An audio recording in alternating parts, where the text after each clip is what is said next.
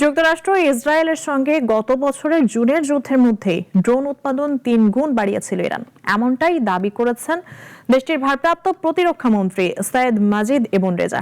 একই সঙ্গে ভবিষ্যতের যে কোনো হামলা মোকাবেলায় প্রস্তুত থাকার কথাও জানিয়েছে তেহরান। যুক্তরাষ্ট্র ও ইসরায়েলের সঙ্গে যুদ্ধের মধ্যে ড্রোন উৎপাদন ৩ গুণ বাড়িয়েছিল ইরান। ইরানের রাষ্ট্রীয় বার্তা সংস্থা ইরনার তথ্য অনুযায়ী জাতীয় নিরাপত্তা ও পররাষ্ট্র নীতি কমিটির সদস্যদের সঙ্গে বৈঠকে তিনি বলেন, উন্নত প্রযুক্তিতে দীর্ঘদিনের বিনিয়োগই যুদ্ধের সময় দ্রুত উৎপাদন বাড়ানোর সক্ষমতা তৈরি করেছে। তার ভাষ্য, ২০২৫ সালের জুনে ১২ দিনের সংঘাতে ইরানকে অত্যাধুনিক সামরিক ও মনস্তাত্ত্বিক যুদ্ধ প্রযুক্তির মুখোমুখি হতে হয়েছে। তিনি আরও দাবি করেন, যুক্তরাষ্ট্র ও ইসরায়েলকে ১৫০টিরও বেশি শীর্ষ প্রযুক্তি প্রতিষ্ঠান সহায়তা দিয়েছিল।